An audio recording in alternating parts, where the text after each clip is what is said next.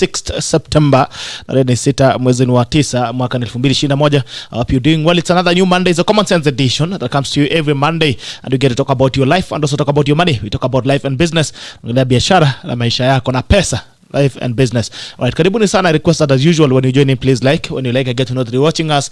And after you like, please share. When you share, you give someone else an opportunity to watch the broadcast. This is the Talk On, and it begins now. It's been all week. I've not seen you guys, but good to see you again after.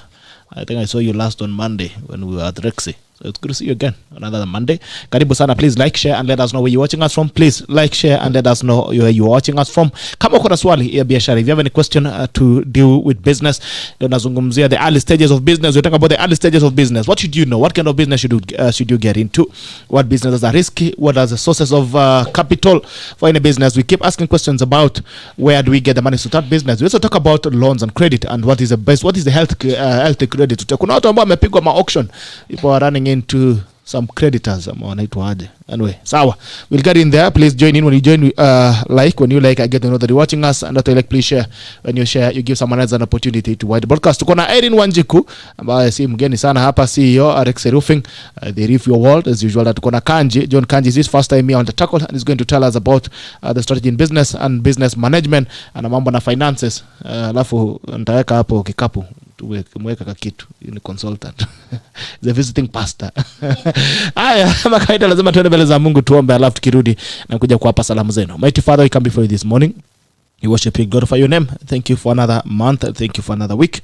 We thank you for the program as you start up with us. Even as we have this conversation, may be able to edify us. Even the tacklers who are joining in this morning, may meet them at the point of individual needs. As you start with us, when we finish, glory and honor shall come back to your name. Just wait till we believe. Amen and amen. Haya, nimeona Gakifeit ameamuka sababu good morning, tuned in for Misiolo. Asante sana Gakifeit. Emmanuel Sadam, good morning my brother. Good morning to you bro. Saturday siku kuona bwana. Sato tulikuwa na kama mkutano mahali. I didn't see you bwana. Emmanuel, good to see you. Naona ameamsha Jeptap Kibiri Reds, ameamsha Honorable Moses Kebeneni Ganet, ameamsha Leonard Serem all the way from diaspora. Kijana comedian anasema hello guys. Bwana unaanza biashara mapema asubuhi. Okay, sawa, subscribe to his channel. Anasema yeye ni comedian. Haya sawa. Tuchekeshe. Emmanuel Serem, say jambo to IRENE. Unasalimiwa. Mwana Emmanuel anakusalimianga sana. Haya, karibu sana Emmanuel, asante sana. Munga alita continue as a morning team tackle, tuning in from Coventry, United Kingdom. Good to be part of this morning common sense edition. Good to see you my brother, asante sana. It's finally good to see you this week.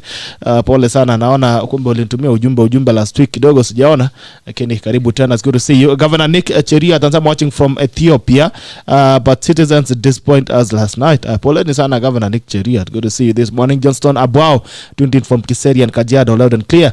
Sigei Patrick anasema good morning General Bitok, tuned in from Narok, biashara itambe. Haya basi, kazi tuingie. TRS Marshall anasema tuned in, say jambo to the guys. Mnasalimiwa wangwana.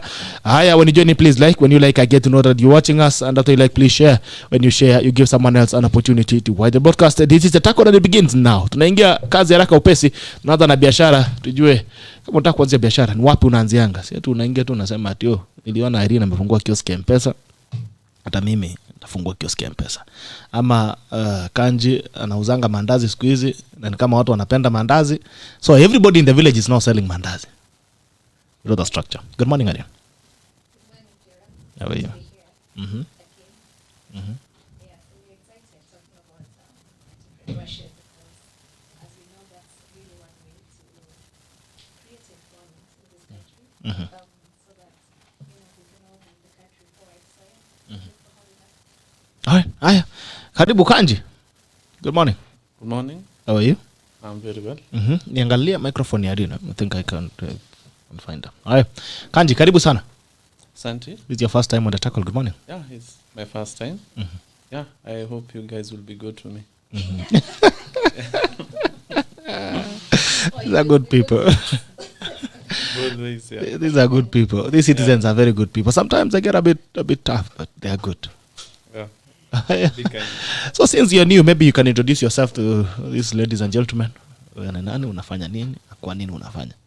Okay, my name's Kanji John. I'm a management and financial consultant. So things to do with your finances, your business, your management, your strategy. So basically that is what I do. Top of it, that is coming with taxes and employee development. Okay. Taxes and employee development. What is employee development? Kwanza na hapa kwanza juu ndio umeanza statement. Employee development is all about upgrading your skills. You see, once you leave campus or your college, what you find in the market is very different. You have to apply your skills, and your skills are sometimes going to be updated once in a while, depending on the changes in the market. Okay. So we make sure that your employees are working in line with the strategy that you have as a company. Yeah, so that there is a goal congruence with the market. Okay. Yeah. All right. So how long have you been doing this? I've been doing it for almost 10 years now. Yeah, I can't complain. Okay. You should not complain. Mark Morrison, because I'm watching from Eldoret. Asante sana. Nixon Rotich anasema jambo boss, tuning in from Lexington, Kentucky, United States of America. Kim Kimani Anthony, good morning. Good morning to you. My brother, good to see you. Hilary Kiptoru, good morning. Check your WhatsApp. Naangalia. Hilary Kiprop, anasema Hilary Kiprop from Kitale, Kibometa. Asante sana. Nane mwingine hapa. Morrison, I can see. Cheptap Kibiri Reds, anasema good morning. Sir Gerald Bito, good morning bro. Good morning to you. Kipkalia KE, anasema tuned in from Ruiru, Rainbow Resort, UDA cousin. Wewe. Leo ni siku ya kutafuta pesa bwana. Siku ya siasa. Siku ya siasa tutafanya siku nyingine kuanzia kesho na mpaka Wednesday. Haya Kanji, hata tunangoja nani ashughulikiwe. Irene, we start with you. First of all, what do you think? Unasema dina taxes, pesa, biashara. Unaona hali ya uchumi Kenya iko vipi? Generally, the perception is that the business environment is quite tough. But I would say that is relative. Because the economy is split into so many stratas. And while some industries or some sections are struggling, others are doing quite well. Others have not faced the tough economic times. But generally, we have to say we are at a situation where people are very conservative. Yeah, conservative to mean, you see, investments come with risk. When a position of risk comes in the market, and the perception is that we are facing a risky environment, people don't want to make investments. So for that reason, they tend to hold back money. That is why we have increased savings. So when people are saving too much, then automatically the expenditure, which is the main driver of the economy, it is going to struggle. And because of that, many people will now start experiencing a hard time. Because once people are not spending enough, the major contributor of that of the so the economy is facing quite a tough task.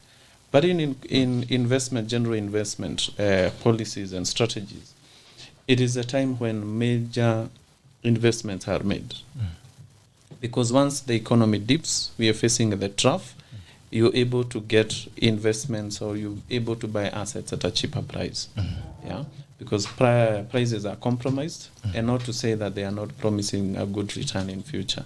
So it is a time where people can make investments, those who have the capital, that is, so that as the economy recovers, because definitely it is going to recover, you're going to get a good return.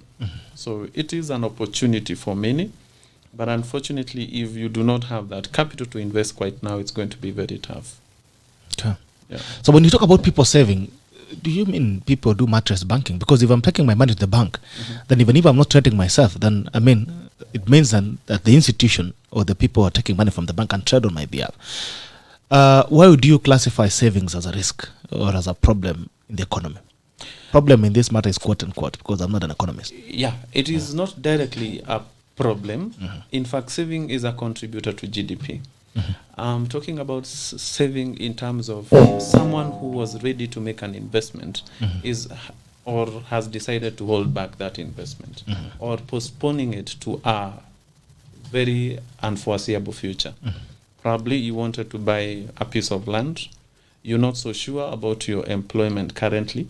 So instead of making that investment now, in September you decide, let me wait for a little bit longer so that the economy stabilizes. So what you've done is that you have held that capital behind or back, and the person who was supposed to sell you that land is not going to get that money. Because if they would have gotten that money, they would have spent it on someone else. and then the multiplier effect is going to continue. But now once you see that risk, that moment of uncertainty comes in. Once that risk comes in, you're holding back the money and the expenditure is not there. The expenditure is not there, then the money circulation is a little bit slow.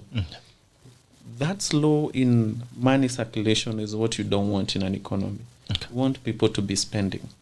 But saving generally is a good thing, because you cannot make the future investment without saving. Because you have to use several vehicles in savings. You could use your SACCOs, you could use your saving account in the bank, etc.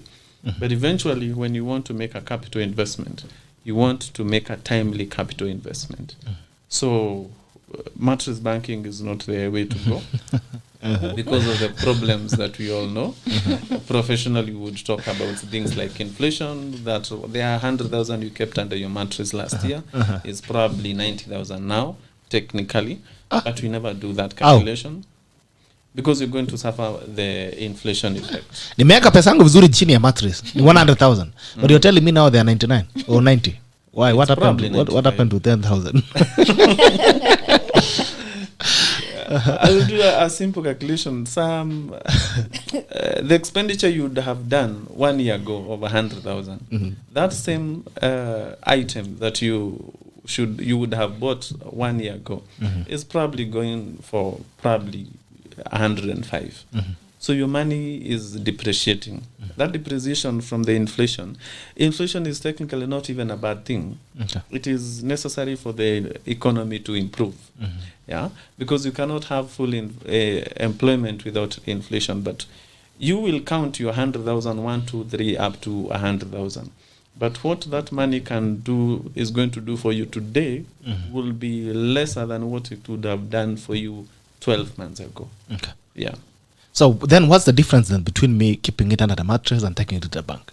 There's no inflation at the bank. That's why you have to choose. You have to make a very informed decision on your savings vehicle. If you take it to the bank and the bank is giving you probably a savings interest of 2%, it is still under the inflation of 5 to 8%. But probably if you put it in a SACCO, a SACCO is going to probably give you 10% on deposit and 15% on capital. So your money is appreciating because you're going to receive interest and dividends. So interest and dividends are technically supposed to cover you for the inflation losses. Yeah, though that inflation losses is also now added a little bit of a sweetener because you earning more on top of whatever you could have earned under the mattress. And in fact, we are not even going to talk about the risk of keeping it under your mattress because of the security risk. But in terms of the capital gains and dividends, that is what you look at before you choose an investment vehicle. Yeah. Okay. Yeah. All right. So tusonge sasa kwa Irene, kama utuambie mambo yale ya uchumi. Unafanya biashara, you do business, you trade. Yes.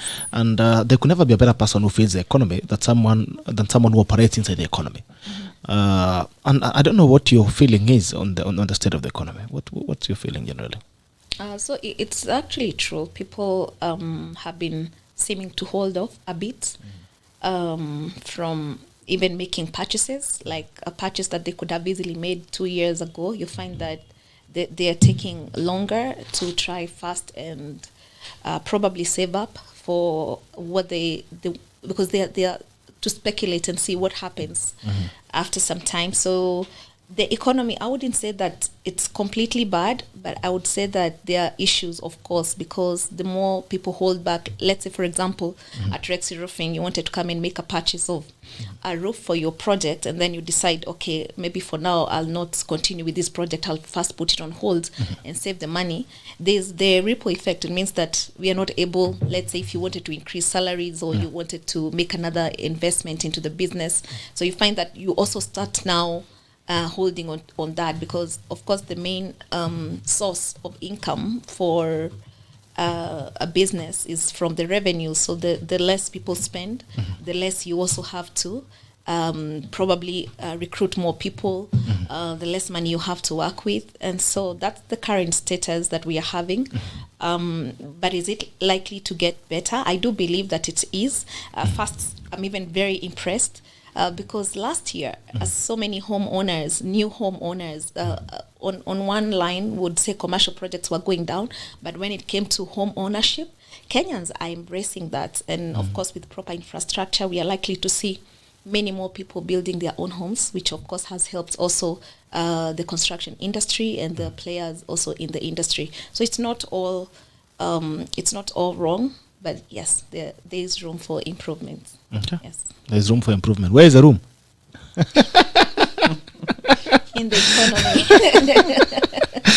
There's room in the economy for improvement. So you've been a champion of saving, because every time you've been here, you've been telling us about saving. But now, our expert consultant has said saving as well can be a bit disastrous. I don't know what's your feeling.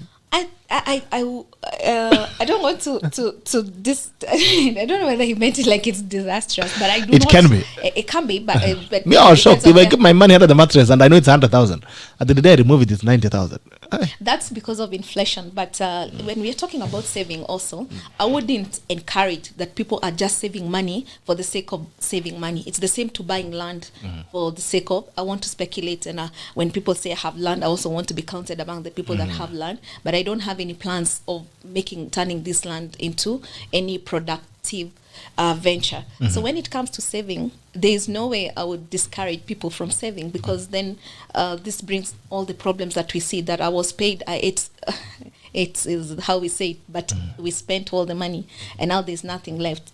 But save with a purpose. Okay. What reason are you saving for? Are you saving because you want to maybe move to a different neighborhood? Are you saving because you want to start a business? Because ideally, I don't see most SMEs, when we start businesses, I always say it's hard for the bank to lend you. Banks are not willing to just put their money on someone who doesn't have any savings. They cannot show how they hope to generate the income, so they don't have any track record. So it's very hard to do that. So if you set your mind and say in 2 years I want to start a business, then you have to start saving. The question is, where are you saving? I don't want to be an enemy of the banks, but I would choose a SACCO saving anytime than I hope they're not listening. Than the bank. But of course, you also need you also need a mixture of both, because you also don't want to save everything in the SACCO. And then when you want to start the business, now you go and say, I want to come out of the SACCO. So what you need is a mixture, and also to learn. Different SACCOs have other we would call them different types of investments, where they are acting a bit also like money market. So save your money, don't put it under the mattress where fire can come or a thief come. You invite someone in your house and then they go with your money. I'm a mapanya. Yeah, so where are you so where are you saving the money? And at the same time, for what purpose are you saving the money? Just keeping money in the bank to have the money, you're really not producing anything. So the money is unlikely to earn you more money. So the idea is to save with a purpose, so that this money can also generate some income for you or assist you in getting an asset that you wanted. Okay. There are some people who just love seeing money in the bank. Unamka tu umeboeka kidogo, naenda kwa ATM unafinya balance. Naangalia receipt, you go back home. With any single purpose. Anyway, as we close the conversation on savings, so you've talked about what not to save for. Then, if I'm saving money today, what would I be encouraged to save to save for? You see, in life we must have goals. What are your objectives? The reason I save money may not be the reason why you want to save your money. So set your goals and ask yourself, if, for example, again, I give an idea of a business. You want to go into business and you want to start selling, charcoal. There's the question you have to ask is, how much is it going to cost me? How many bags do I need to start with? So how much money should I have saved by the time I go into the business? Or if I want to go into construction, what is the working capital that is related into the business that I want to start? You can also be saving to buy land and build your own home. So the first question is, you and your family or whoever you want to build with, where do you want to have the land? If, for example, I want to live in Machakos, then I may not probably need to save as much money as if I want to live in Runda. So first, I would say it starts with the goal setting. Set your goals according to what you want, and then now work backwards.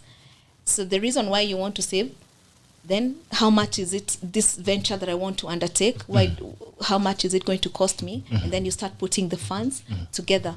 And by the way, when you do that, especially because this is more, we are really talking about businesses today, you find that when you're saving this money, let's say if you decide it's for business and you've been saving it consistently, even if you're saving it at the bank, because you don't want to, at that point you don't take it, let's say, to the circles, then you find, because circles, I would say they are also more for investment purposes than just saving to start something.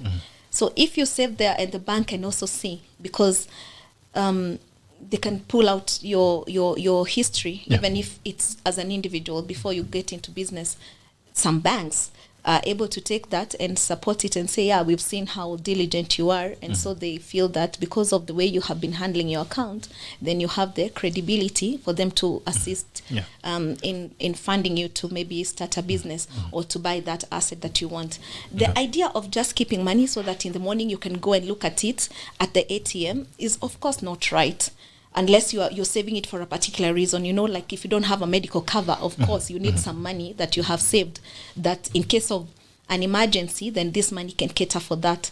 But there must be, you don't just keep all your money in being saved just for the sake of, let me go to the ATM now and see what exactly is there.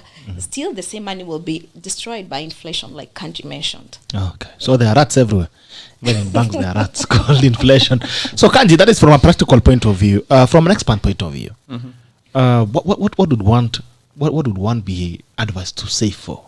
If I wanted to say now, I have money somewhere. Basically, even without any expertise, no matter what you do, make sure that you save. You could find a good reason later, but Weka pesa kwanza. Weka pesa kwanza, because of course we have emergencies, and when it comes to money, of course, money is a scarce resource. It will not consistently come. It will not be an open tap that you can always open and you will get it. So once money comes, make sure that you save. But generally, one of the safest and one of the reasons that you should save is that at any time, we are addressing a very uncertain future. The future is always uncertain. You don't know if you will still have your job in future. You don't know if your business will still be doing this well. You, of course, want to have a better living standard. You want your household to be good. And the only way to guarantee that is you have money. So no matter what happens, the technicalities notwithstanding, make sure that you save. But once you are over that bridge, the reason, one of the avenues that you should aim for is to save and get money to where you can get passive income. Yeah. On the street, the language is get money working for you. But Pesa kufanya kazi. Pesa kufanya kazi. But how is this money working for you? Make sure that you save in a saving vehicle that is going to earn you interest or dividend. And like Irene had said, that vehicle, one of them is the SACCOs. For those who have deeper pockets, you can invest in bonds. They are good. And we rank them in the financial and economic section as risk-free. Because like an infrastructure bond is going to give you probably a 12%. So in less than 10 years, you have your capital back. You can also invest in fixed income or fixed deposits. So whatever you do, if you can get to a place where you can have passive income, that is a point where you put your money, the risk is low, and they can give you a return. That is where you should put your money first. And because the barrier to that entry is a bit low, because the other comparison of that is real estate. But for you to build flats where you could have, let's say, 10 units, you need millions of shillings. But for you to get into a circle, you need 1,000, 5,000. And we are not talking about savings that are compared to, is it merry-go-rounds? This Chama thing. Chama is good. But what's the only good thing with Chama, that is why you will never see it even in a finance or economic book, is because it only enhances discipline. Because we could be 5 of us each contributing 10,000. Then we give to one person. Then it goes round and round like that. So at the end of it, what extra income have you gotten from that? Nothing. You just gotten your money after waiting for several months. Yeah. And you could have saved that money by yourself and done whatever. And saved yourself probably the hassle of calling each other. But of course, it enhances your social capital. At least you're going to meet and have a cup of tea. But it's not a savings, dear. Okay, yeah, but I also there's also something else you can do about the chama that can work, and that is let's say you're 5 of you each contributing, I don't know, 10,000.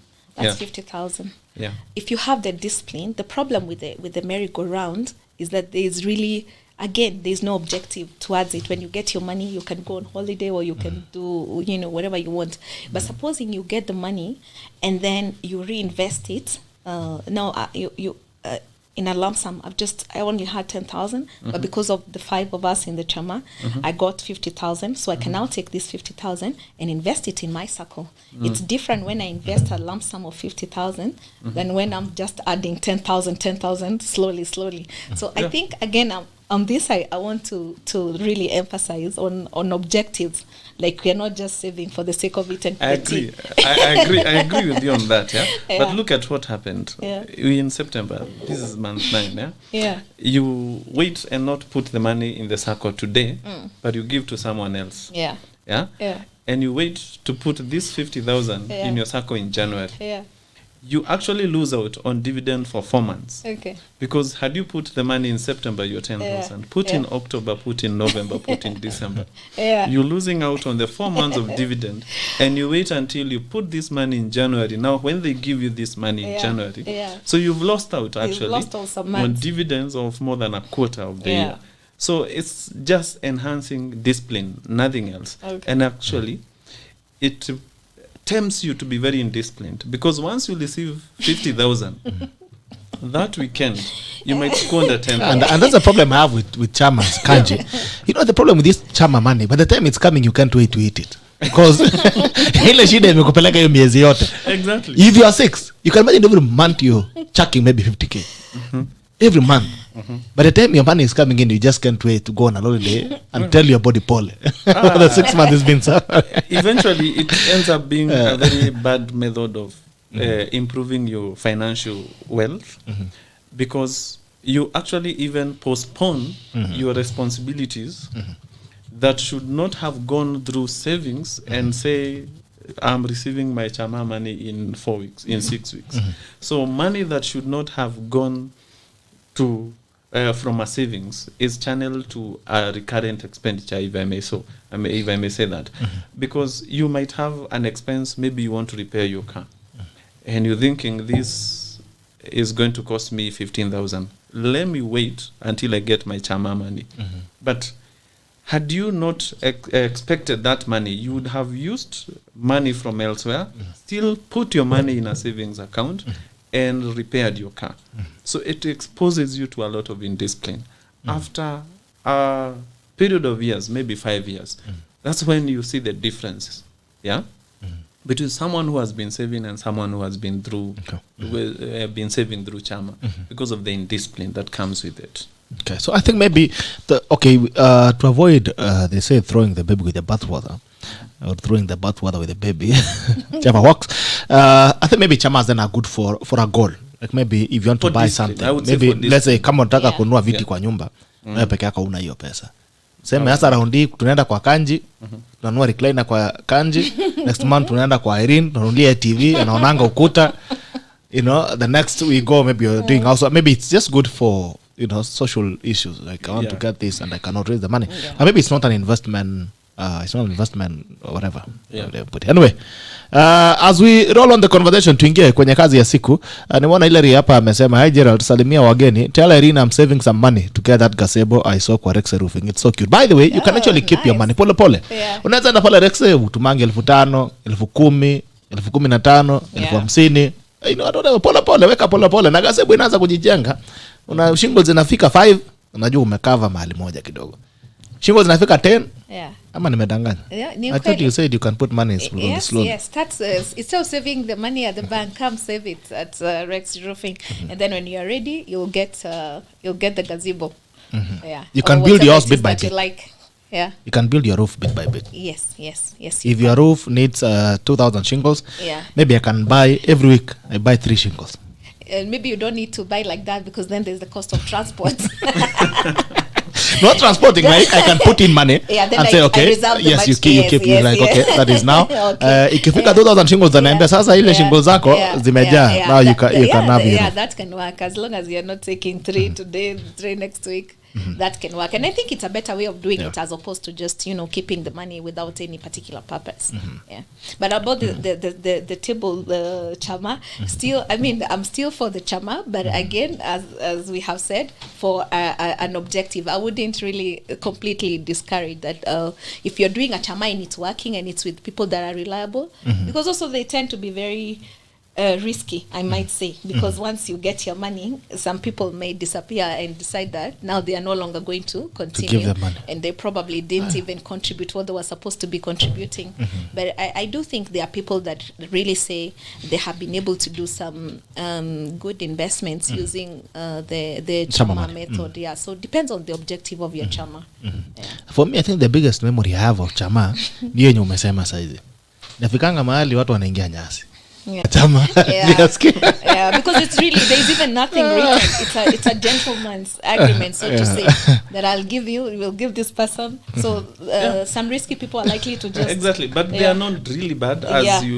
we are not talking about, we are not putting dichotomies on bad and good. Yeah. I'm just saying you could do better. Yeah. You could always do better. Yeah. If the financial market is well improved and well marketed, you could see that there is a way that you could save and avoid those hassles. And what did you call it? Kuingia nyasini.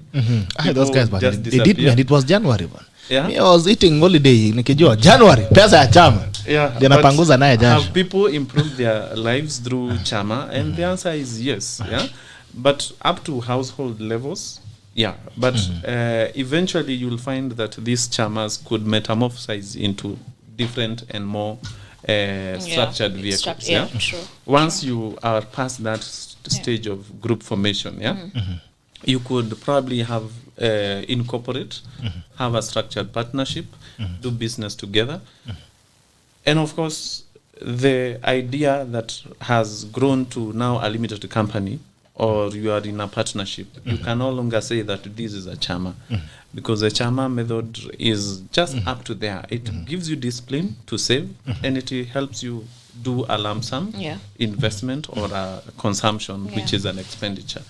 But in terms of it being a vehicle that you should trust to build your wealth, it is quite tough. Okay. Yeah. Haya. Mambo tumesikia mambo ya chama, lakini msiogope, tuweke pesa kwa chama. Okay, kabla hujalipa madeni, nimeona hapa Sorbi pia anasema anataka gazebo. Steven anasema I need a gazebo kabisa. Tafadhali tembea REXE Roofing na plan yako kama uko na plan.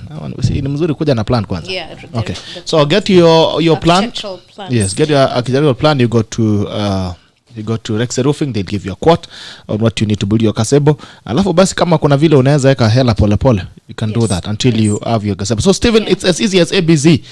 Ni AB what? ABC. Ni C ama ni Z? C. C. Okay. ABC. Yeah. So this is ABC. It's as easy as 1 to 3. You can get your design, then you go to REXE Roofing. They'll give you a quote, and then you can have a plan on how soon and how fast or how slow you want to have your gazebo. Everybody wants a gazebo. Kwani mtakuwa mnaishi wapi? Mnalala gazebo. Anyway, that's it. Madeni kidogo. As always, this program is brought to you by REXE Roofing. REXE Roofing roofs your world. Quality roofing shingles from REXE Roofing. Unaenda pale on Monday, we had a show with them, and we had a conversation. We showed you the products that they have, different colors, different designs. I even saw there is a shingle that is 3D. When you look at it from the top, naona ni kama your house is almost moving. Anyway, that's it from REXE Roofing.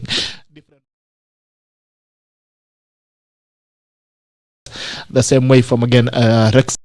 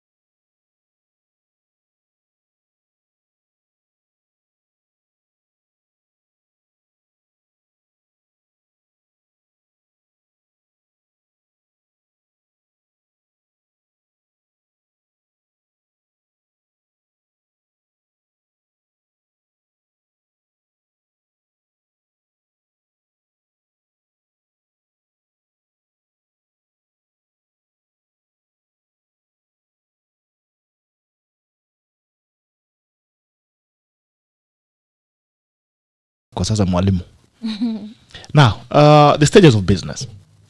I think the concept of professionalizing business has been almost foreign, especially in Kenya, but it's picking up. You're seeing more young people registering companies and all that. But again, you realize that it's not very deliberate. Some people just register companies for the sake of it. For instance, I think I have around 2 or 3 companies. I just registered because I saw people doing it. Now KRA is writing me emails every day about taxes. I might need to send you to them. But let's talk about the stages of doing starting a business. How do you do it? Tuanze na mwanzo kwanza. Biashara, unaanza vipi? How do you start business? Business. The vehicle that you're talking about is registration of a business. That's not where the business starts. At that stage, you're talking of making a formal, making the business formal. But a business is basically an idea. And where we go wrong, there are many business ventures that you can get into. There are many vehicles that you can use. Probably this is basic knowledge of business, that is sole proprietorship. You could have partnership. You could have a limited company, etc. But in what market? The question that we never answer is, in what market am I getting into? Yeah? What market structure am I getting into? Okay. Because the market structures in the economy are there. The fact that we do not see them does not mean that they don't exist. What do I mean? Like, we all know that KPLC is a monopoly. So if you want to start producing electricity, you know the kind of competition you're going to face. But most of the business structures, most of the businesses registered in Kenya currently are going into the market which we call a perfect market economy. And perfect market economy, the word may sound very good because we are talking about perfect, yeah? To mean that the information available in the market is free for everyone. The barriers to entry are almost near zero. Of course, there are very limited barriers to entry. Is there competition? Competition is there because there are many entrants and many people doing their exit. So what happens in this market is that because there are very little barriers to entry, you cannot compete on price. Okay. Yeah? And because you cannot compete on price, the only thing you can do is try to minimize your cost. But the other trap in this market is that as you minimize on cost, you again cannot compete on labor. So this business that you are talking about, selling mandazi, what more can you do to a mandazi to make it more competitive? Add chocolates. Add chocolates? Yeah, but basically mandazi ni mandazi. Or just eat it.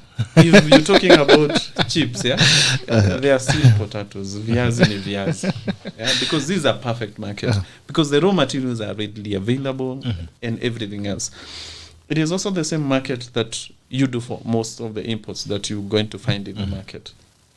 That the imports that you're going to do probably from China and Asia and anyone else can get into this market. And that is why you find many businesses that start, they struggle to make money in future. Do they have revenue? The answer is yes. Do they have a profit? The answer is that is debatable. Because people are ready to buy these products. But the fact that you cannot compete on price, it means that your margins are very slim. If you want to adjust your margin, you have to do something else which is probably very expensive. Like if you want to make your mandazi more competitive, you don't deal with the mandazi. You deal with the ambience of the place. You will sell your coffee differently and such things. But that is a market that most, you could say like 85% of Kenyans statistically venture into. So it won't matter whether you're doing it as a sole proprietor, partnership, or a limited company. The market is already very aggressive and tough for you. Unlike where you would go and compete in another market that is a little differentiated, probably you're selling a very special skill or a very unique product, or a market that is competitive in terms of a barrier to entry like capital. Like if the capital is very high, yes, you can hustle and get that capital. But the number of people competing with you are very few because they cannot get into this business that easily. So for that, you can be able to compete on price. You can be able to add a margin on top of your cost and compete and make money in future. But for the perfect market, long term, you're definitely going to make a loss. Yeah. Hivyo ndio mwanzo wa biashara. Yeah. You start with the idea and know the market structure that you're going into. Okay. Is it a market that I can compete? Yeah.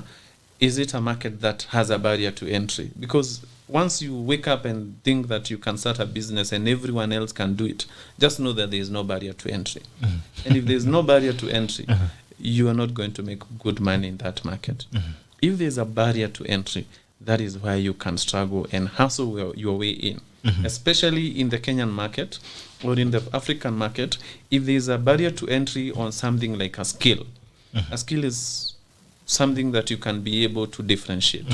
And its cost of capital is very low. Just acquire the skill and venture into. Yeah. So that is okay. Do you think, in your own experience, 10 years experience? Yeah, I've not done this for 10 years. It's only 1 year. In your 10 years experience, what would you list as a businesses with barrier entry? Was it entry barrier, and those without? In terms of just look at the product that you're selling.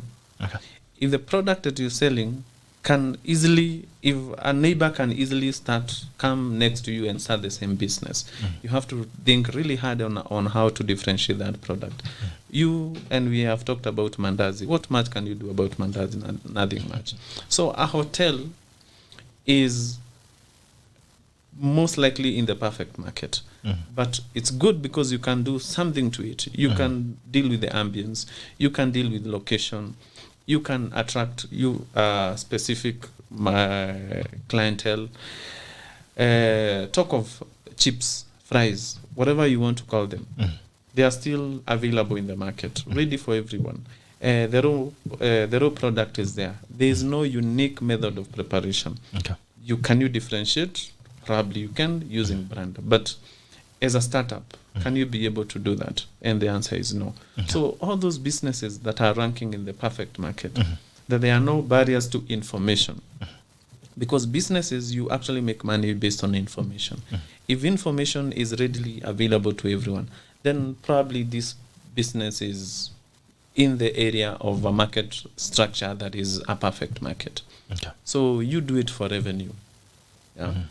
And if you're doing it for revenue, the margins are small and you want to make very huge revenues. But at some point, the working capital could be a problem. All right. Yeah. Before we get back to Irene, I want to take you back a bit on a question that someone has asked here, back to our discussion that we had. Noah, says, good morning all. Someone to talk about saving in insurance company. What are the risks and benefits? Okay, the only thing we haven't spoken about is the risk. But the benefits are there. You could probably just directly, when you're making an investment, the first question should be the interest rate that you're going to get at the end of the year. Okay. Yeah, at the end of a period. Maybe they could give it to you at the end of a quarter, that is 4 times in a year, semi-annual, twice a year, or annually. That number that they give you is what you should compare with other investment vehicles. Because you you can never analyze an investment in a singular platform. You compare it with another.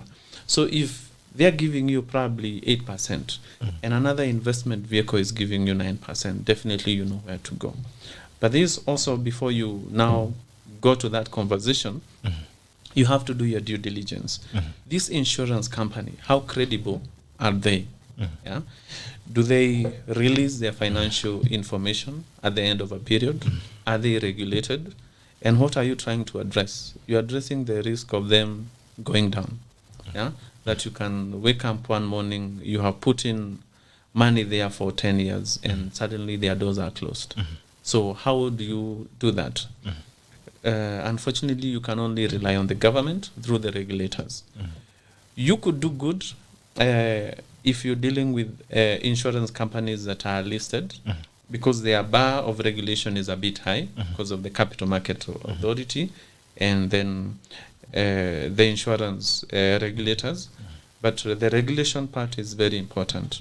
So once they are past the regulations part, then you're looking at the interest rate.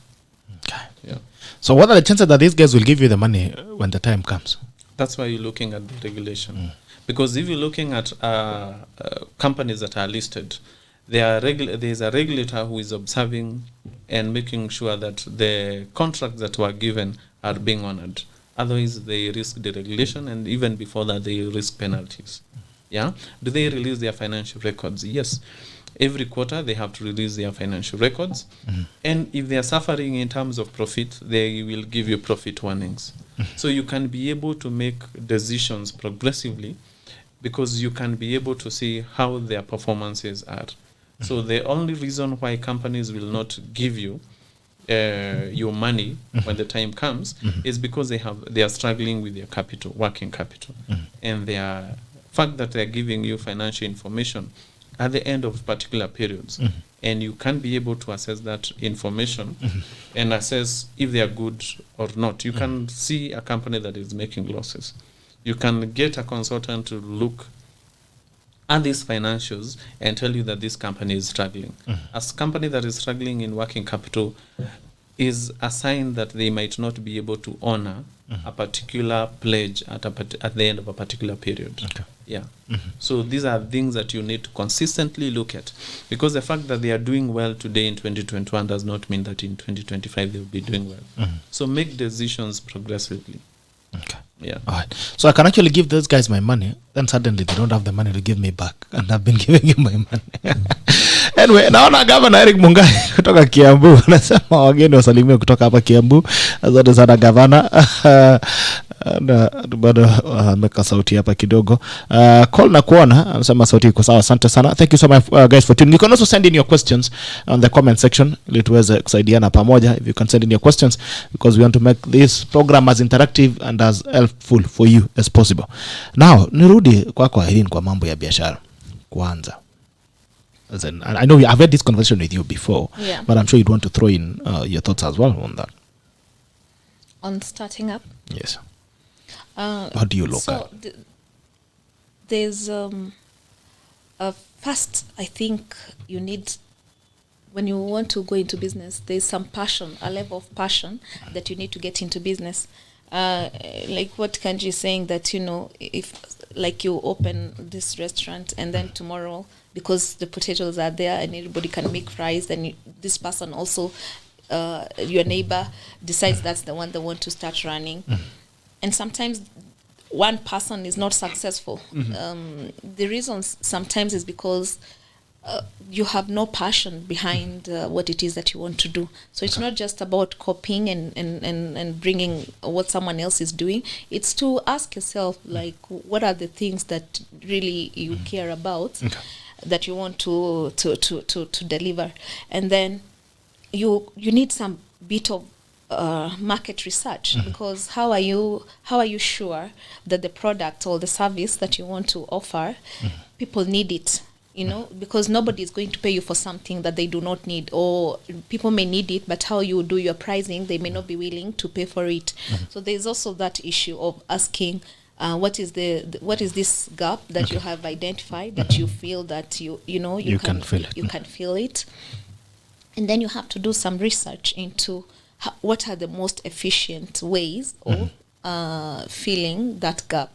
The other issue of, let's say, the mandazi business that was mentioned, is that although there is nothing else you can do to the mandazi, but you can also add other offerings, you know, like you can diversify within also the industry that you are in. Sometimes we are thinking, we fail to do things because you're always thinking that they have to be extremely innovative. But even adding different varieties of other things, so that I'm not only coming for mandazi and chai, that there is also something else that you have added that's different, and so you're giving me varieties and also the service level. When it comes to barriers of entry, right now, this really is, it's very few businesses that are not going to be affected by this, because look at it, 15 years ago, it was so hard for you, let's say, to even think about, or even 20 years back, it was, you wouldn't just think that I can take a flight and go to Europe, or, you know, it's something you had to think about and all this. Right now, you may not even need to go anywhere. All you need is a working internet, and you can find, let's say, if you're looking for manufacturers, you can communicate and they can come and do whatever it is that you want to be done. So what is going really to differentiate the businesses, in my opinion, going forward, is a lot to do with soft, maybe for a lack of a better word, it's the soft skills that you're adding onto your business. Yeah, because we could all be selling mandazi, but maybe how I present Your mandazi. my mandazi and how Maybe the waiters are from Uganda. They kneel when they're giving you mandazi. yeah, such things. So this really And you'll ask Kanji why men go to the barber shop every week.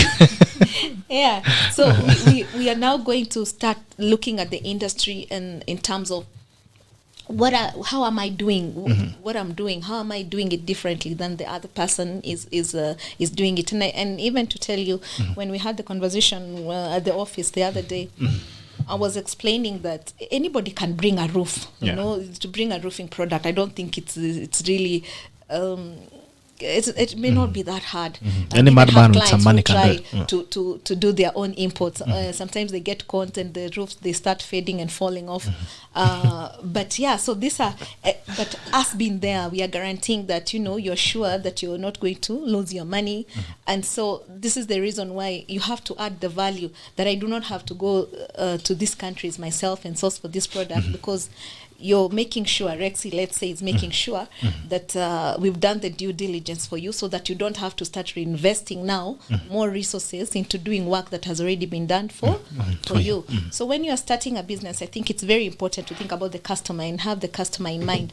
Like we say, if you can sell this product, also look for other complementary products that you want to sell that so you can increase your revenue. Still using the same buyer, using the same buyer, so that your business model is more sustainable. Okay, the way REXE is selling what harvesting gutters and other accessories that are going with your product. Okay. Yeah, it's the best thing about having practical knowledge. Now, Kanji, I want you to answer this question. Then you take us through a crash. But first of all, John Diggy Wanaina is saying, a good discussion. Is it okay to start a business without any passion for it?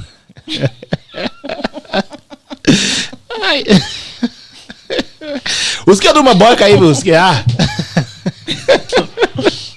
Is it possible to do that? I know what you're talking about.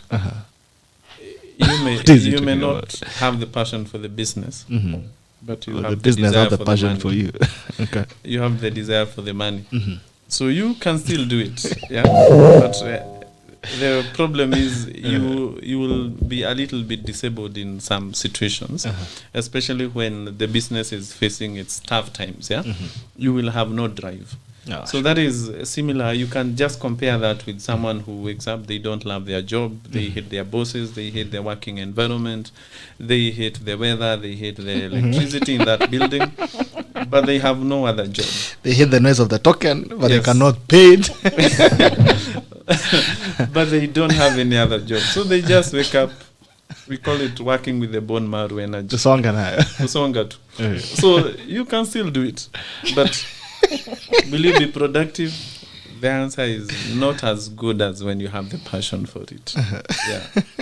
So it's okay, you can actually do it. So the problem is the productivity. Yeah, you can do it. Yeah. You don't love your business. Maybe you don't love vehicles. You start a spare tire business. You keep asking people, why are these people buying tires? They are going to collapse. They are going to die in these vehicles. But they are buying the tires anyway. Why do you guys even have cars in the first place? Why do they buy you guys cars? Want they to are crash so and lazy die. They can walk. But is it making you money? Yes. But during hard times, this business may not survive. Yeah. Okay. It's like selling cars, but you're telling people it's very dangerous to drive cars. You guys should walk. Healthy walk. It's healthy walk. Buy bicycles. Yeah. So take us through a crash of. First of all, you talk about the vehicles in business. What vehicles do you need to use when you're venturing into business? What do you look at? When you're getting into that business, what vehicles do you lack? Sources of financing, very quickly, because I think we've had a discussion, so we can just break it down slowly on sources of financing and healthy finance and unhealthy finance. Another thing again is maybe you tell us about partnerships. Most of the businesses collapse because of partnerships. Sasa ile pesa ikiingia, mtu akiwa anataka kununua TV check ya kwanza ya 25,000, hata si pesa mingi, tuende gapi? 5. Biashara inaishia hapo. Kwa sababu hata mimi nilitoa, wewe inafaa unipe 15, baki na 5 hivi. Then inazama. Okay. 25,000 is a lot of money, depending on what you're going to use it for. Ah. Probably someone who just needs to buy tea and a cup of tea is 100 bob. You can see the number of cups of coffee they can buy with 25,000. So 25,000 is a lot of money. And you can have tea for how many days? They want for today. But in terms of business vehicles, this will depend on the longevity of the business that you want to start. And number two, why people start businesses will also guide you. If you're looking to start a business, there are people who start a business with the aim of selling it in future. That means they want to add value to the business so that they can sell, like you would sell any other product. So that would also guide. There are other people who start businesses with the aim of, can I talk of legacy? Like my family has 4 generations into this business. That could also guide. But the main vehicles in the country that you use to start and own a business would directly be the basic ones. That's the sole proprietorship, a partnership, and a limited company. But for the aim of selling this business in future, where you want to add value, you start a business probably with 500,000, 1 million. You move slowly with an aim in future that you want to do probably an IPO. You want to list it, or you want some investor to one day come and buy into the shareholding of this company, 15%, 20%, or even 50%. So it would be good that you start a limited company, you incorporate. Also, for the purposes of tax, it would also be good if you start a limited company, because of the ownership and the fact that the business company, the limited company is an artificial person by itself. It will sue and can be sued, it can own and sell property, all those things. So when you're in debt, the business will settle its debt. The taxman will not come to your house. Yeah. Okay. The relationship you have with your business, though intangible, is that you're working in this particular company. Okay. So it's a safe method. It's an improved method. Though partnership is also there, it's good, but they have their own disadvantages. Those ones are easy to find even online. But in terms of financing, there are, again, only 2 sources of capital that you will get. That is owner's capital, which we'll call equity, or 2, we could have debt. Only that debt is split into so many levels. We encourage that you always go to the regulated debt. Regulated debt is one competitive, in that the interest rate that you're going to get is going to be comparable with other similar financial institutions. And when there is a problem, in case you need refinancing or you need restructuring, to mean that you are previously paying 30,000 per month, your business is incapable, you need a longer term. You can easily, there are methods of doing that. So debt, always go to the regulated debt. But for a new business owner, when the market is improved, for the owner's equity, you can easily have a business plan and have people buy into this business through venture capitals. You can have seed investors, and they come and give you capital, and you run the business because they have bought into your vision. For the debt, again, there will be the normal amortizing loan. Normal amortizing loan is where you're repaying per month. And there's the fixed income debt, where someone gives you a loan and they will tell you that this loan you're only going to give me interest, but I'm going to get the capital after 5-10 years. So those are the different types of financing. Just in brief, though it is very wide. Partnership, conflicts, and such. The one that you're saying that to go on 25,000. This is the major cause of conflicts in many businesses, because understanding how a business should finance you, or how a business should finance itself, or how a business should give or grow itself in terms of value. Because once you start a business, what you give it is capital, and that capital is a seed. How does that seed germinate and grow and blossom into a bigger capital that probably is going to be known internationally. The only way you can do that is by making sure the money generated is put in. So partners should learn how to get salaries, and if not salaries, they should desist from making what we would call deals. That we have made the 25,000, wacha tukule hii kwanza, then we can sort the future. That is very bad, because a business is going to struggle, not because of the variable cost of the future, but because of the fixed cost. You have rent to pay. You have salaries to pay. What is going to give you a guarantee that in the next 2-3 months, you're going to get this money again? So whatever you receive, make sure that you have a policy to retain. And the shareholders, those who are working in the company should get a salary. Those who are not working in the company should get a dividend when the dividend is declared. Otherwise, you're going to be malnutritioning the business. Yeah. Okay. So when you're also making a choice on, okay, let's do it before you even go to the choices of partners, because sometimes that's very key. Like we just chilling kanji, we having a drink, we say by the kanji venye tunakaanga hivi pamoja kwa bar, kumbe tunaweza fanya biashara. Then we just wake up the next day and register a company. Before you even go there, what are some of the structures of partnerships? How do you structure a partnership, for instance? Are there any legal frameworks that bind people to do business?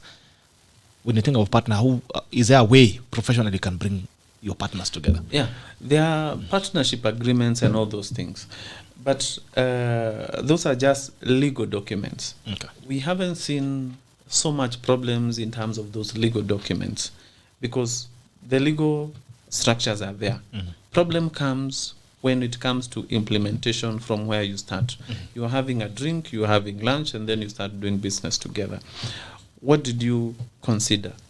Are you bringing in a special skill? Like in the advanced level on corporate governance, yeah? For you to get into a board, there has to be something you're bringing on board. Is it a skill? Is it a specific market that you know a specific market and you can easily talk to them and they can give us business? Are you bringing in diversity? Yeah. And when you come in, what will be your reward? Yeah. Because you don't just get in and then we negotiate later. Before you get in, can we negotiate now? Okay. That I'm coming in, I'm employed somewhere else. I cannot participate in the day-to-day running of the business. So what do I get? Number one, you have a right of seeing and getting the financial records anytime that you want. Of the company. Yeah. But number two, agree on how much the dividends will be at the end of a particular period when they are declared. But because you cannot decide that in advance, have a strategy. How much do we give to the shareholders and how much is going to be retained by the company? Those agreements are not in the structures of a partnership deed, partnership agreements and articles. They are different because they're in the operations. And that is where most of the conflicts occur. That I am in, I have decided to do business with you, but I want to make money every month. But the business is not making money every month. Number two, can you start a competing business? Most of this, the answer is no. But you find that some partners, because we are two, we are sharing profits 50-50, in quotes maybe. You decide, if I do this alone, I can be able to get 100%. So greed comes in. So you find that a partner who was supposed to come and give us business is now diverting business. Agree in advance that there is no compete. So all these avenues that are likely to bring you conflict in future have to be agreed upon.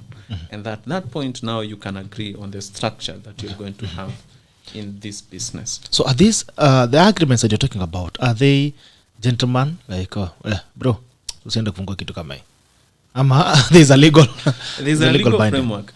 For example, when it comes to dividends, if it's a limited company, because mostly limited companies are the best structures if you want to even scale up in future. You don't just wake up and say that today is September and in January we are going to give a dividend of this much. No. Okay. You're going to wait for the end of the year. The financials are going to be out probably after a period of time.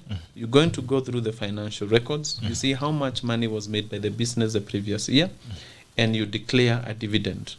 If there was no money, everyone can see that no money was made for this specific reason. But there is a structure, there is an organ called the board that has sat and made that decision. Are you going to vote? Yes. That is why at the point of registration, you have to agree so that you stop what we call madharau ndogo ndogo. There's someone who is always better than the other. Not in terms of the money that was brought in terms of the skill, why we are running this business. If it is on information technologies, one has to be better than the other. If two people think they are equal, I would say they should not do business together, because it's going to be a very big problem. Why are we talking about that is because of decision making. That so and so has the right to make decisions, and we trust that they are going to make these decisions for the benefit and the good of this particular venture. In future, when the dividends are going to be declared, mostly you're going to vote.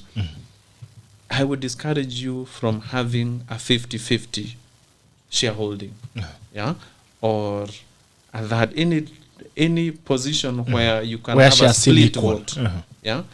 I would discourage. Like you have 20, I mean 25-4 or 25. I would discourage. Make sure that someone has 40%, one has more shares. That at some point, that their vote is going to be the deciding vote, so that you eliminate these points of stalemate. Okay. All right. So let me ask you. I know a lot of businesses who just suffered out of partnerships. I have one experience as well. And most companies, or most business fail that way, where partners come in. At some point, kuna kuwa na hiyo unaita madharau ndogo ndogo. Then someone feels like they can actually do it. Like, man, hii kitu. Naweza fungua kitu kama nanipiga stories. Wewe peke yako. As in, at some point, people get entitled. And that's stalemate and people disagree. And you've talked about people not engaging in competing business. But that happens a lot of time. Someone disagrees with their partners, then they go and set up next door. They are doing the same business. Is there a legal recourse on partnerships that fail? At the point of, even before you say that you have failed, at the point you disagree, you have to decide, even before that disagreement comes, that what is a deal breaker for us. Like if you say that we start a business that is a competing business, that's a deal breaker. What do we do? If it's a partnership, not a limited company, that partnership has to be closed immediately. You want to close down. To close means you pay your debts, you get probably your debtors. Basically, you liquidate. And everyone walks home happy or unhappy, depending on the position. What you choose to do. Whatever. Depending on your position at that time. If it was a limited company again, yes, what do you do? It will be a little tough. Because someone has to forfeit or sell their shares, someone has to buy out another. But depending on the partnership agreement or your articles and memorandum, there has to be a procedure that you're going to follow in order for one person to exit. And that procedure mostly is there's a requirement that someone has to be compensated. Unfortunately, for limited companies, it's a little bit very tough, because we know businesses don't have to make profits. If at the point that you want to exit, the financial records are showing that the business is in a loss, that capital has actually been eaten out, you can actually walk home without any money.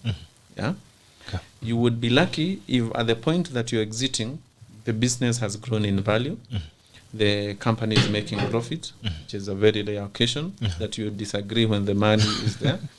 So at that point, you will be compensated up to the level of your shareholding. That if you do a valuation, we find that the company is now worth 1 million, and your shareholding was a third, you walk home with your 333,000, and then someone else buys you out. So you do your documentation with the registrars. Those are just for formalities. That is when you're making a profit. But that's a rare question, because hardly do businesses have these conflicts when the money is there, because some people feel that I'm leaving so much behind. But when there are losses and partners are called upon, or shareholders are called upon to add onto their capital so that the business survives the hard times. Yeah? That is where some conflicts also occur. Yeah.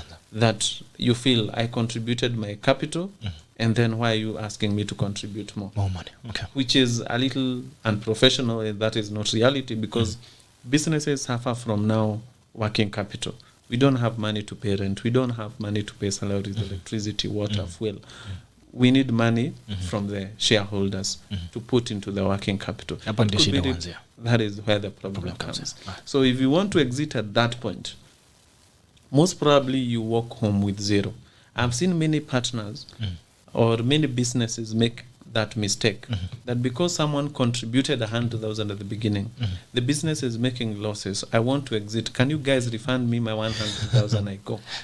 And most of the time they do that, which is very imprudent, right, if I may say so, because you're exiting a business that is making a loss. Yes. So what that means is that your capital has depreciated probably up to zero. Yeah, that you would be required to now chip in. Yeah, you're in a negative position. Yeah. So those decisions have to be made professionally with good skill and a lot of care, because most people at that time, they take it personally. Okay, all right. Another thing is, now, at the point of exit, if you say you want to exit, most of the time you've talked about partnerships and why people bring in partnership. Sometimes you look at how the laws were like back in 2012, prior to the new laws or regulations that you can actually have one partner in a company, in a limited company. Before, there were requirements that you needed to have a partner. You know, because sometimes you give someone shares, you're like, oh, I need to register the company, IRENE, and I'm going to pay 40. Then tomorrow, we have a problem, and you want to exit the company. And you're saying, I have 40% shares in this company.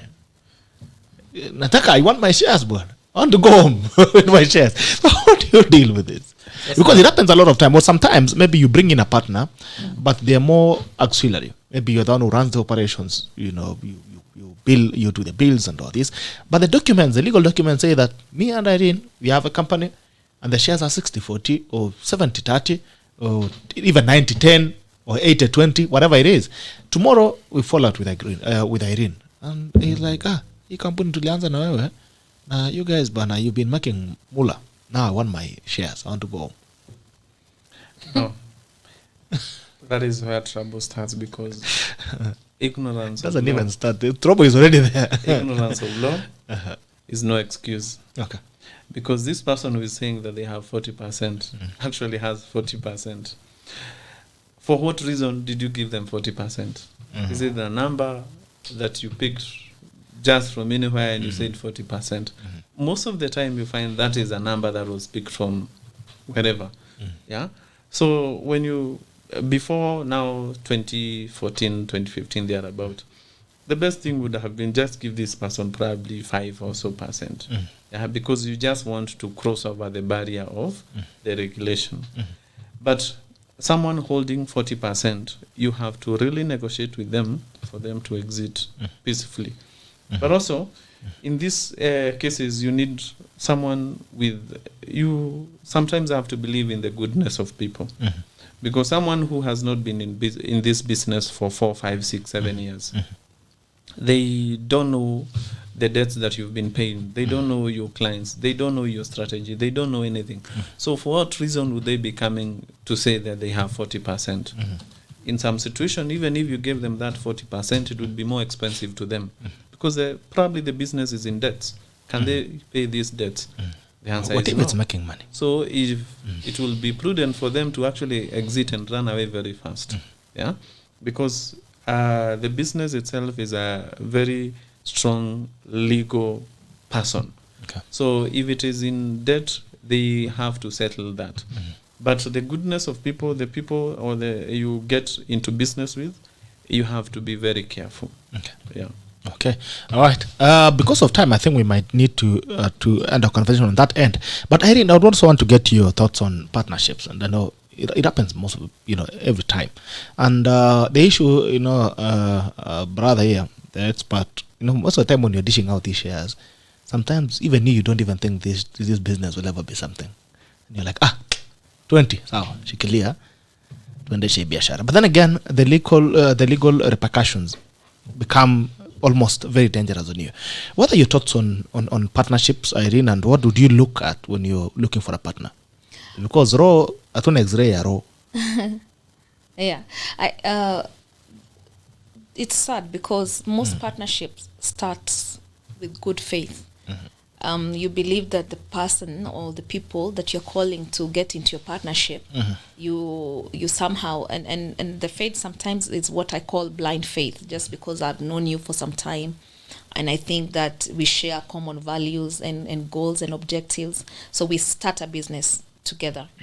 And even though I know Kanji saying that ignorance of law is no defense, which I mean it's true according to law, but let's be realistic.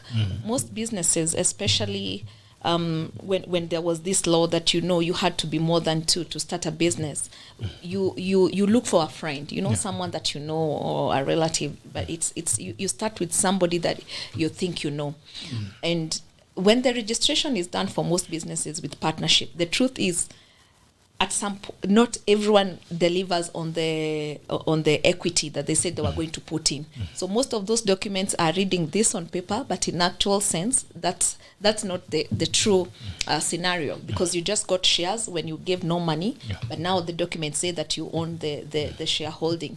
And now, of course, once that happens the first time, the second time you'd be more smart. But from my perspective, I would say, number one, don't just take a business partner because you feel that you hang out, you have drinks. I mean, and by the way, sometimes even when you're drinking, you are a very different person than when you're not drinking. So don't form partnerships in the bar, form them after having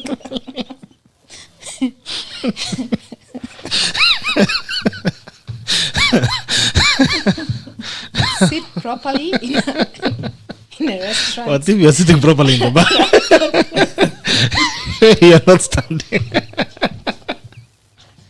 In a conference room or somewhere with tea, I propose, and where you can now have a proper conversations, set down your goals and your objectives, know what are the management styles. By the way, you even get your friend, and then they start saying, "Oh, anajifanya ndiye boss," and you call this friend because you knew that you could run this thing. So set out who will do what am I going to be doing, what will you be doing, how much money you're bringing. Please do not register anyone in your business before they have brought in the capital that they said they were going to bring, because now that will be the source of some of your problems. And I feel that this business partnership is actually something we need a whole hour on. It's not even something that we can just rush over it, because I tell you, so many companies, even bigger organizations, are having these challenges because of these mistakes that you make early on of my friend just come, I'll give you this, I'll give you that, and then poor boundaries coming, poor management styles that are conflicting, then you realize that you can't even work anymore with this person. There are those people that Gerald mentioned that want to, when the money comes, now let's share everything, then there's nothing left to run the business. So you must vet this person. And sometimes we are full of ourselves, so we don't like to believe we have weaknesses, which is wrong, and especially as entrepreneurs. So this blinds us. But if you know that you have a weakness and the other person has a strength, then you also start looking for partners that have better strength, so they can balance out your weakness. But if you ask someone, what's your weakness? Sometimes even when we are recruiting, people leave that question not applicable, because we believe, how can I have a weakness? But you do have weaknesses. Maybe you're not very good with interpersonal skills or interpersonal relations. Maybe another person is poor in financial management. So own up to that and say, yes, these are my weaknesses. So when I'm looking for a business partner, I'm looking for somebody who can be stronger in the areas that I'm weak at. Yeah. Right. Okay, stop doing partnerships in the or unless you're doing an alcohol selling partnership, because now and that might go downhill because one partner will stop paying, will drink the stock and drink the stock. Yeah. Inakwanga shida, unasikia leta hiyo sikia kodai, unasikia mnajua mimi ni nani? Yes.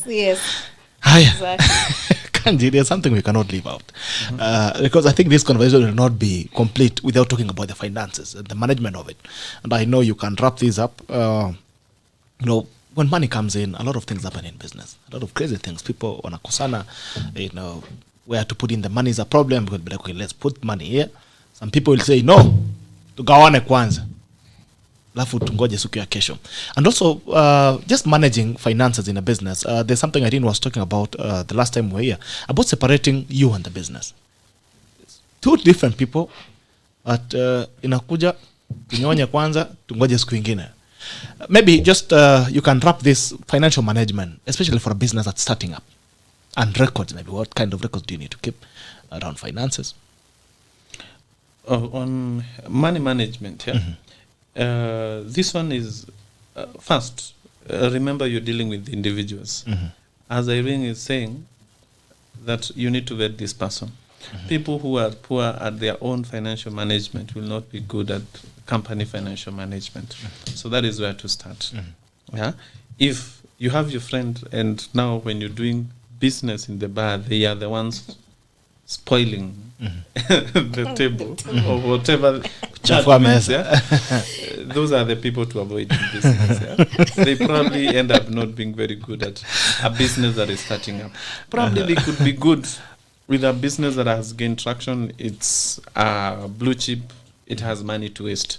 But a company that is starting needs to start with a lot of conservative methods of investment, because the records will be showing where the money is and where there is no money. Okay. At the beginning, we are dealing with a company that needs to build value. And how are you going to build value? You're going to build value in this company, number one, by making sure that your fixed assets, that is your fixtures, fittings, your motor vehicles, because you want to minimize costs of maybe traveling, that is fuel, etc. That is one of the areas that you want to build wealth on. Also making sure that your working capital is cheap. Yeah? Because it's one thing getting working capital, it's another making sure that the source of this capital is as cheap as it can get. Because money, of course, has to come with a cost. Yeah? Make sure that the source of this working capital is cheap. And for a business that is starting up, cheap working capital is number one from the owner's equity. But because you already contributed, the business is already now in operations, you're talking of how now do we retain some money in the business? That is your debtors, your cash at bank. Yeah, you're making sure that your creditors, where you're borrowing from people who are not overcharging you for delayed payments. Have very good agreements with people who are buying from you on credit. Yeah, because you need to keep very good records of these people. Also, you need to vet them. Because if a debtor is not paying you, that means that's your lost capital. Yeah. Also, if your creditor is selling to you at a premium, simply because you're getting products from them on credit, then you need to get the percentage of this premium to make sure that your working capital is as cheap as possible. And finally, you want to make sure that you have retained earnings. Retained earnings is to mean that the money that was made in this organization, in this company, is in this firm, in this business, is enough to sort the future foreseeable needs of the business. That means from your profit and loss account, which means that you have to always maintain a profit and loss account. So from that profit and loss account, for a startup, you need not declare dividends, at least in the first 3-4 years. Yeah, because that is the money you're going to use to build value. Because if you don't retain, if you don't have retained earnings, it means that your if retained earnings are missing because you gave dividends away, yeah, that means you're not building on your fixed income, fixed investments, and you're not building on your working capital. But if your retained earnings are there and they are building the fixed assets, that you're buying land, you're buying spaces for business so that you don't pay rent. Basically, you're looking at investing in all the items that can help you minimize cost in future. So you're looking at your cost items and you're looking for cost items that you can eliminate. Yeah. So on your money management, make sure that you're looking at a future position where you will progressively minimize these costs. Yeah.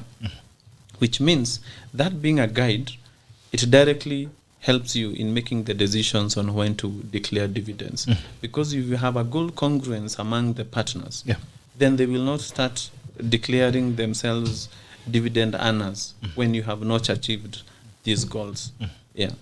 Okay, so even the management ya pesa. All right, when you come back again, another Monday, I can see we have some work here to do. Okay, all right. When you come back, when you come in, I think we've almost covered the first phase of a business. When you're starting out, what you need to do, the partnership, the legal frameworks, what you need to look for in a partner, where you need to get the money from, how you need to account for the money, and probably the basic records that you need to do.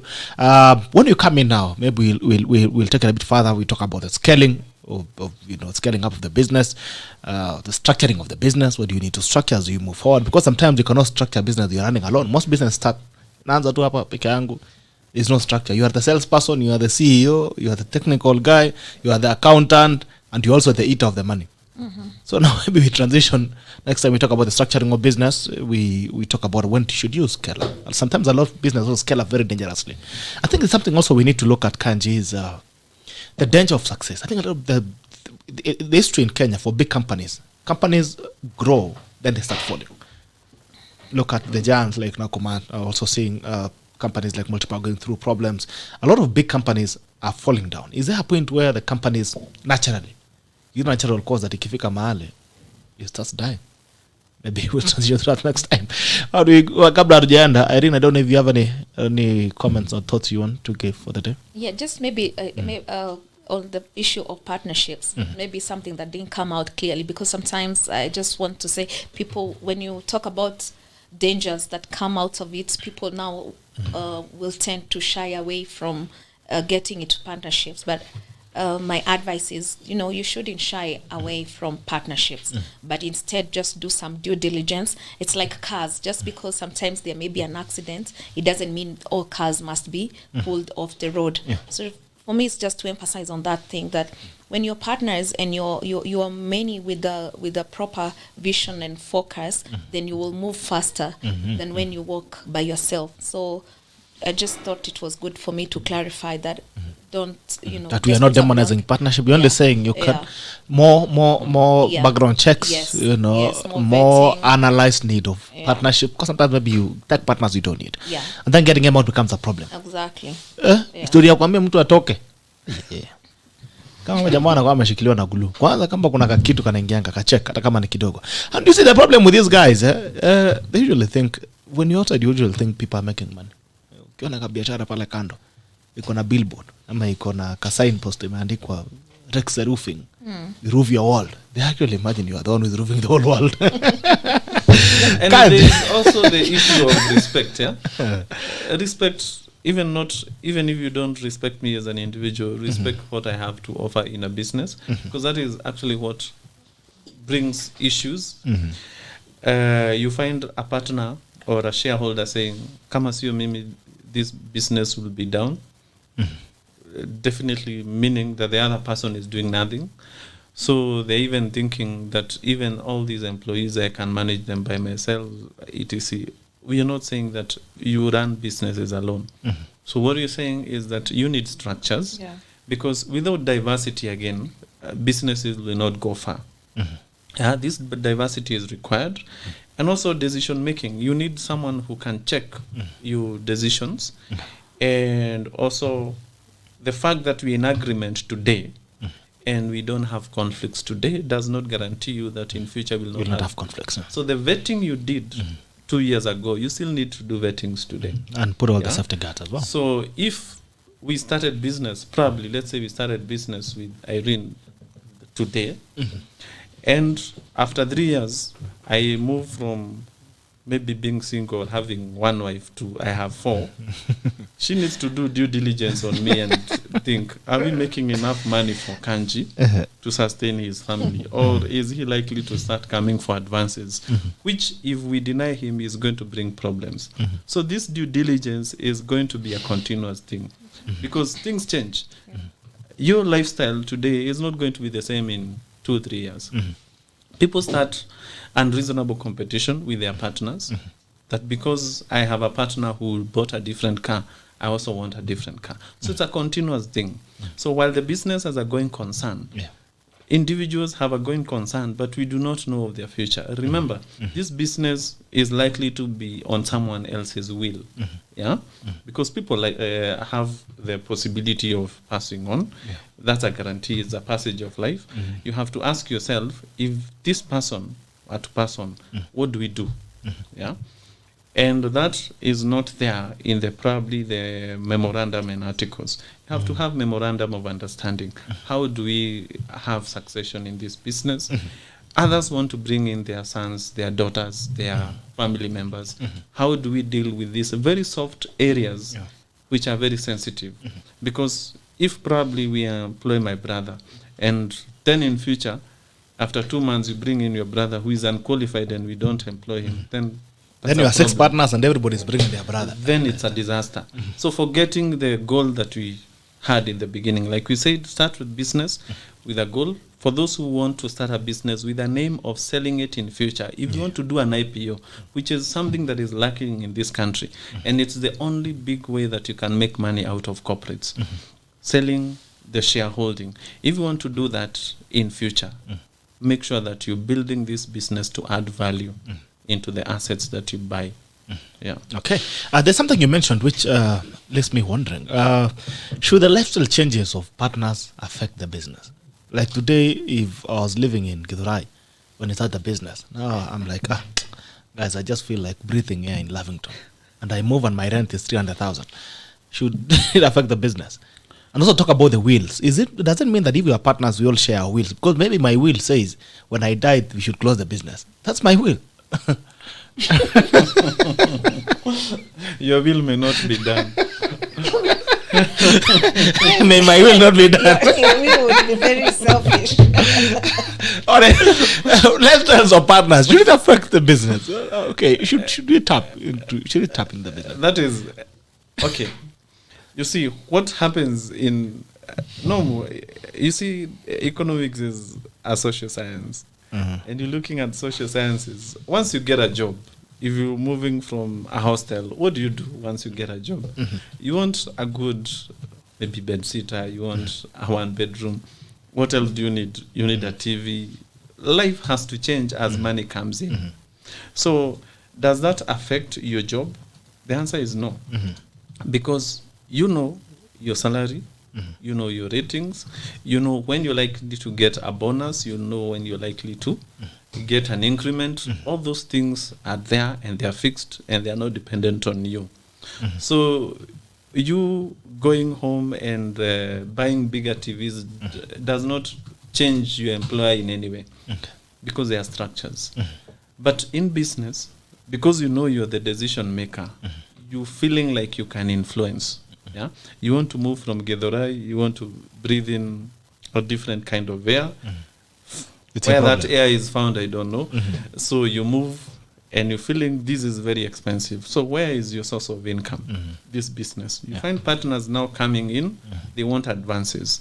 They want us to change the amount of salaries that we have. How do you deal with that? Make sure that the scales of salaries are agreed upon and the increments are agreed upon, just like any other employed person. When it comes to dividend in future, you know when to declare dividends. But can living styles change? The answer is yes, they do change. But they need not to come and affect the business. The business. The business should be a different person. All right. It's been a good pleasure having you, ladies and gentlemen. And I hope to see you again on another Monday as we scale up this conversation. Until then, enjoy your Monday, and I hope you don't start. Do you think we can start business in a bar? Wanasemanga walevi ni watu wazuri sana. Unaweza fanya biashara kwa bar? I'm sure if you do a research, you'll find that some businesses are started in a bar. Maybe what she means, because you can be drunk anywhere else. Maybe what she meant is then you give out shares. You don't business when you're not sober. Then you wake up and you're like, you wake up and you're like, biashara gani? Maybe you could go to the bar earlier. Before you drink, you have start a business. Then you drink to it. Then you toast to it. Hiya, guys. The bottle should not come before the business. The business should come before the bottle. You can toast it. Don't toast before. It's been a pleasure having you on the Common Sense edition, the Monday of 16 September 2021. It's 4 months to Christmas. Christmas. 3 months to Christmas. Yeah. And juzi tu tulikuwa nasema happy new year. Nikizijui hizo masiku zinaenda ngapi. Anyway, it's September the 6th. Counting down to Christmas. Enjoy yourselves. It's been a pleasure having you. This is the Tackle that it ends now. Bye-bye.